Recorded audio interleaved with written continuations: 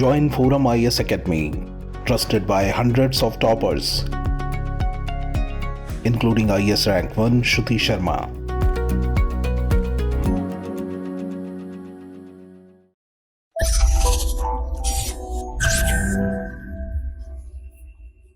Hello everyone, welcome back to daily current affairs quiz by forum IAS. Daily current affairs quiz में हम 5 current affairs के topics लेते हैं जो prelims 2023 के लिए इंपॉर्टेंट है और उनको एमसीक्यू के फॉर्म में डिस्कस करते हैं। तो पहला क्वेश्चन है आज का, और जिनका हिंदी मीडियम है, हिंदी मीडियम के लिए ट्रांसलेशन अवेलेबल है, आप इसको देख सकते हैं। Question number 1, with reference to gravitational waves consider the following statements. Statement 1, the speed of gravitational waves is less than the speed of light. Statement 2, these waves squeeze and stretch anything as they pass by. Statement 3, the most powerful gravitational waves are created when objects move at very high speed.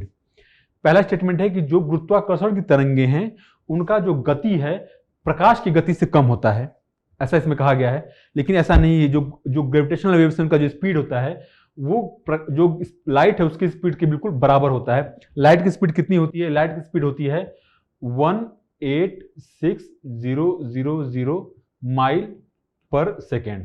ठीक है, 1,86,000 mile पर second light की speed होती है और इतनी speed gravitational waves की भी होती है। Statement 2, these waves squeeze and stretch anything in their path as they move by. तो ग्रेविटेशनल वेव्स कैसे मूव करती हैं? एक रिपल की तरह मूव करती हैं। ठीक है, तो उनके रास्ते में कुछ भी पड़ता है तो उसको स्ट्रेच और स्क्वीज करती हैं। देखिए आप, जैसे कि यहां पे। ठीक है, तो third statement, the most powerful gravitational waves are created when the objects move at very high speed. ये बात भी सही है, क्योंकि जो powerful waves gravitational waves create होती हैं जब कोई ऑब्जेक्ट हाई स्पीड से मूव करता है, उससे क्रिएट करती है। लाइक सुपरनोवा, जब स्टार्स एक्सप्लोड करते हैं, या फिर कोई दो स्टार एक दूसरे के को ऑर्बिट कर रहे हैं तो भी ग्रेविटेशनल वेव्स क्रिएट होती हैं। पहली बार किसने बात की थी ग्रेविटेशनल वेव्स की? एल्बर्ट आइंस्टीन ने in theory of general relativity में उन्होंने बात की थी ग्रेविटेशनल वेव्स के बारे में। ठीक है, तो पहला स्टेटमेंट इनकरेक्ट है, दूसरा और तीसरा सही है। करेक्ट ऑप्शन होगा B, 2 and 3 only. Question number 2, with reference to LIGO India project consider the following statements. LIGO India मतलब laser interferometer gravitational wave observatory. ठीक है, ये एक तरह का एल शेप का ऑब्जर्वेटरी होता है। अभी तक इंडिया में जो स्टेब्लिश होने वाले महाराष्ट्र में होगा, और अभी तक का ये चौथा ऑब्जर्वेटरी होगा। इनफैक्ट जो यूएस की एक ऑब्जर्वेटरी है वहां से इसको शिफ्ट किया जा रहा है। तो पहला स्टेटमेंट है, it will increase the sensitivity of the international gravitational wave network and improve localisation of sources. The project will help astronomers to identify the exact location of the cosmic explosion much quicker and study it right from the first moments in every frequency band of the electromagnetic spectrum. देखिए होता क्या है कि gravitational waves का source क्या है। अगर कोई ग्रेविटेशनल वेव किसी सुपरनोवा की वजह से आ रहा है, जैसे हमने पहले वाला क्वेश्चन बताया, या फिर कहां से आ रहा है, उसका सोर्स क्या है। और ग्रेविटेशनल वेव्स जैसे मूव करती हैं तो उनको अगर एनालाइज किया जाए तो काफी सारे इंपॉर्टेंट रिजल्ट पाए जाते हैं स्पेस के बारे में। तो चैलेंज इसमें यह है कि ग्रेविटेशनल वेव्स को डिटेक्ट करना और उनको कैप्चर करना। तो LIGO ऑब्जर्वेटरीज का ऑब्जेक्टिव ही यही है कि ग्रेविटेशनल वेव्स को कैप्चर करना। अच्छा, उनके बारे में अगर एनालाइज किया है तब पता चल जाएगा उनका सोर्स क्या है, कहां से वो आ रही है, कितने दूर से आ रही हैं। अब अगर ये आइडेंटिफाई करना है कि अगर एक LIGO ऑब्जर्वेटरी ने अगर किसी ग्रेविटेशनल वेव को आइडेंटिफाई किया है तो वो आइडेंटिफिकेशन कितना एक्यूरेट है, तभी सही होगा जब धरती के अलग अलग हिस्सों में अलग अलग LIGO ऑब्जर्वेटरीज हो, कि एक समय पे अगर कोई ग्रेविटेशनल वेव है तो दोनों जो ऑब्जर्वेटरी से एक ही समय पे उसको कैप्चर करें, उसके बारे में एनालाइज करें, कि एक तरह कह सकते हैं कि क्रॉस चेक करना। ठीक है, तो पहला स्टेटमेंट करेक्ट है, क्योंकि जो सोर्स है उसका वो पता चल जाएगा और जो एस्ट्रोनॉमर्स हैं उनको भी समझ में आ जाएगा कि एग्जैक्ट कॉस्मिक एक्सप्लोजन हुआ कहां था और कि किस फ्रीक्वेंसी बैंड में मूव कर रहा है। ठीक है, तो दोनों स्टेटमेंट करेक्ट है। करेक्ट ऑप्शन होगा C, both 1 and 2। Question number 3, consider the following statements. The tiger population in the country has increased by 6.7% in the past 4 years. Tiger के सेंसस हर 4 साल पे होते हैं, पहली बार 2006 में हुआ था। नेशनल टाइगर कंजर्वेशन अथॉरिटी करती है। ठीक है, NCTA। लास्ट सेंसस हुआ था 2018 में, उसके बाद 2018 में हुआ था, फिर उसके बाद अभी 2022 में हुआ था। उसके जो सेंसस है अभी प्राइम मिनिस्टर ने अनाउंस किया कर्नाटक में जब वो गए थे।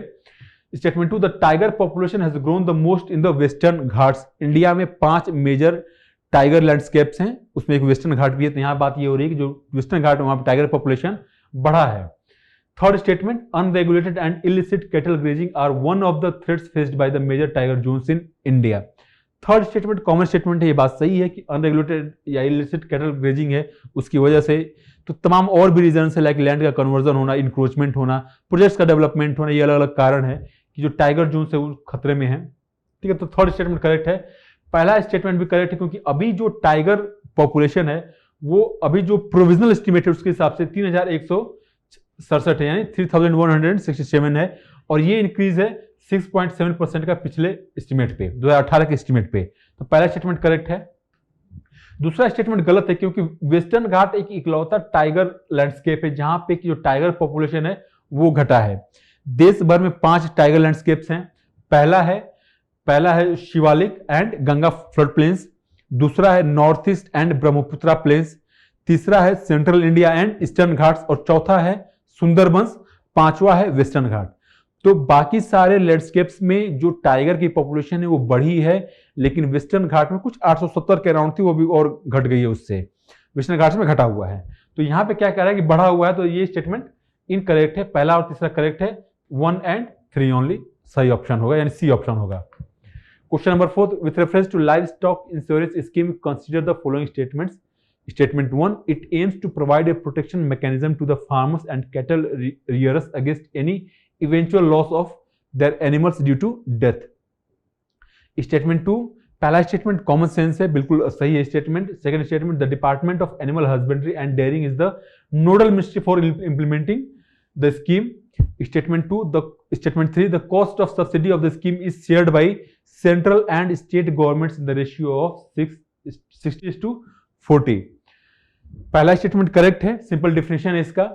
सेकंड स्टेटमेंट भी करेक्ट है क्योंकि जो डिपार्टमेंट ऑफ एनिमल हस्बेंड्री है वो नोडल मिनिस्ट्री है इस स्कीम को इंप्लीमेंट करने के लिए। थर्ड स्टेटमेंट इनकरेक्ट है क्योंकि जो सब्सिडी है वो सब्सिडी सिर्फ सेंट्रल गवर्नमेंट ही शेयर करेगी, यानी कि जो 100% बर्डन सेंट्रल गवर्नमेंट के ऊपर रहेगा, स्टेट गवर्नमेंट का इसमें कोई शेयर नहीं रहेगा। ठीक है, तो थर्ड स्टेटमेंट इनकरेक्ट है। करेक्ट ऑप्शन होंगे A, 1 and 2 only. Question number 5, with reference to Meerkat telescope, consider the following statements. Statement 1, it is a precursor to the square kilometer array telescope, यानी कि इस मीरकैट टेलीस्कोप के बाद square kilometre array telescope आने वाला है। Statement 2, it is located in South Africa's northern Cape province, a factual statement है। Third, the telescope uses microwaves to study the changing climatic pattern over Antarctica. ठीक है, पहला statement की ये statement it's a precursor to square kilometre array telescope, ये correct है। ठीक है, दूसरा स्टेटमेंट करेक्ट है कि जो नॉर्दर्न केप प्रोविंस है साउथ अफ्रीका का, वहां पे ये सिचुएटेड है।